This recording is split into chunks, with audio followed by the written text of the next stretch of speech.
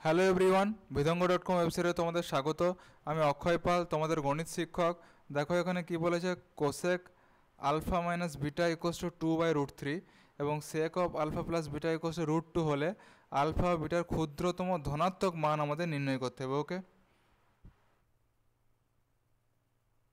তো দেখো কোসেক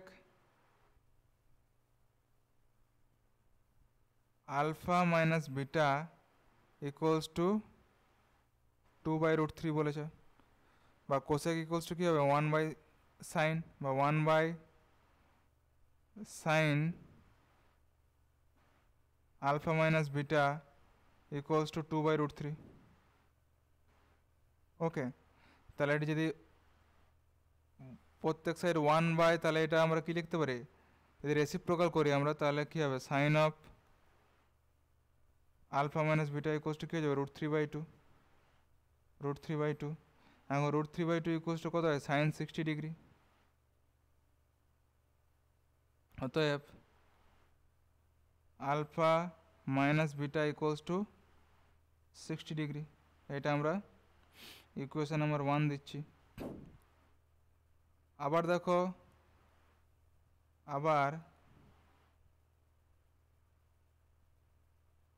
কি দেওয়া আছে, sec of alpha plus beta, sec of alpha plus beta equals to আমাদের দেওয়া আছে √2, বা এখন সেক মানে কি 1/cos, তাহলে 1/cos of 1/cos of alpha plus beta equals to হয়ে যাবে √2। যদি বোথ সাইড রেসিপ্রোকাল করি তাহলে কী হবে, আমাদের cos of alpha plus beta equals to কত হবে, 1/√2। ওকে,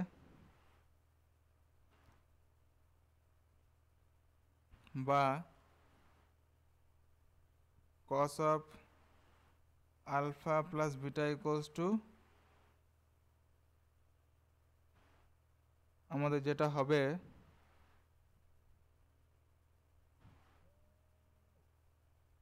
cos 45 ডিগ্রি হতে পারে, cos 45 ডিগ্রি হতে পারে, আর cos 360 ডিগ্রি মাইনাস 45 ডিগ্রি হতে পারে।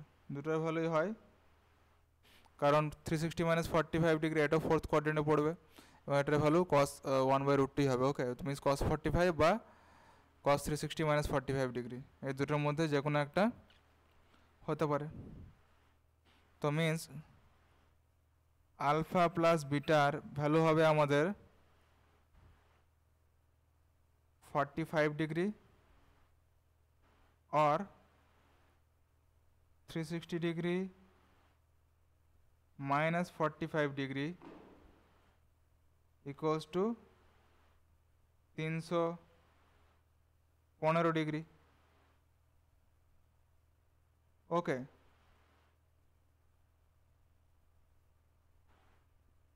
তো এখন দেখো বলা আছে আলফা বিটার ধনাত্মক মান আমাদের নির্ণয় করতে হবে, মিনস ক্ষুদ্রতম ধনাত্মক, অর্থাৎ আলফা বিটা পজিটিভ হবে। তো আমরা যেহেতু আলফা গ্রেটার দেন 0 এবং বিটা গ্রেটার দেন 0, কারণ আলফা বিটা ধনাত্মক মান নির্ণয় করতে বলেছে, এবং দেওয়া আছে alpha minus beta equals to 60 degree. দেখো দুটো ভ্যালুর মান গ্রেটার দেন 0 এবং তাদের বিয়োগফল যদি 60 হয়, তো স্বভাবতই তাদের যোগফল 60 থেকে কম হতে পারে না। যেহেতু আলফা বিটা দুটোই ধনাত্মক পজিটিভ নাম্বার, অর্থাৎ পজিটিভ নাম্বার, এবং আলফা মাইনাস বিটার ভ্যালু হচ্ছে 60 ডিগ্রি, তো সেক্ষেত্রে আলফা প্লাস বিটা সেটা 60-র কম হতে পারে না, 60-র বেশি হবে। তো সুতরাং আলফা প্লাস বিটার ভ্যালু আমাদের 315 ডিগ্রি হবে।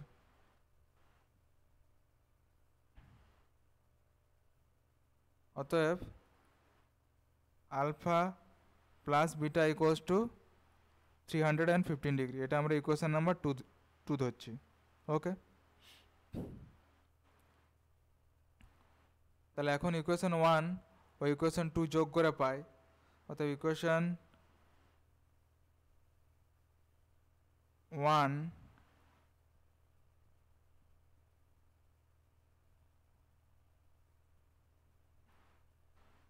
প্লাস ইকুয়েশন 2 করে পাই।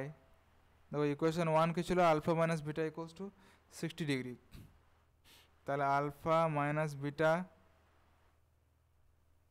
প্লাস আলফা প্লাস বিটা, এটা ইকুয়ালস হবে আমাদের 60 ডিগ্রি প্লাস 315 ডিগ্রি। বা এই দুটো যদি সিম্পলিফাই করো তাহলে beta beta cancel, 2 alpha equals to হচ্ছে আমাদের 375 degree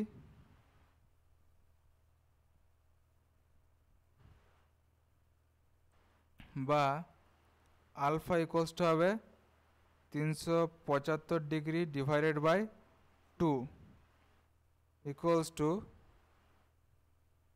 187.12 degree. Okay, equals to 187.12 degree. আবার দেখো আমরা কি জানি, alpha minus beta equals to 60 degree. দেখো আমরা বের করেছি alpha minus beta equals to, যেহেতু alpha minus beta equals to 60 degree, তাহলে বিটা ইকুয়ালস টু কী হবে, alpha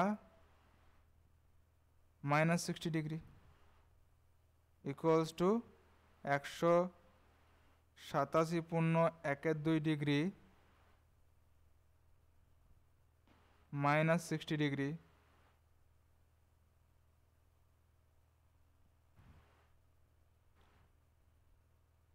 equals to 127.12 degree, 127.12 degree. ওকে, তাহলে আমাদের আলফা বিটা দুটোর মানই আমাদের বেরোলো। অতএব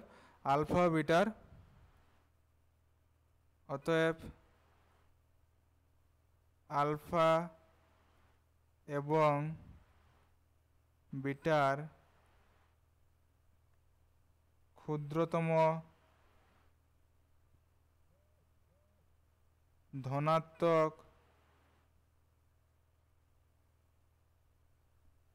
মান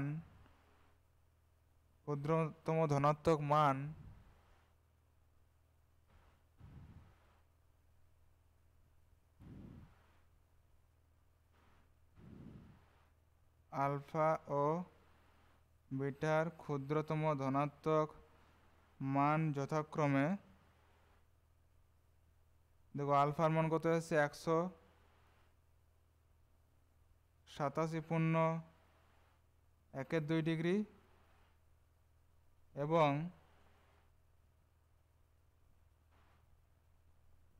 127.12 ডিগ্রি।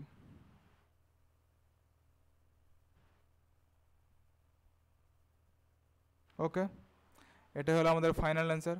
ওকে, ভিদঙ্গ.com ওয়েবসাইট দেখার জন্য ধন্যবাদ। আরও গণিতের সমস্যা ও সমাধানের জন্য আমাদের ওয়েবসাইটটি ফলো করুন।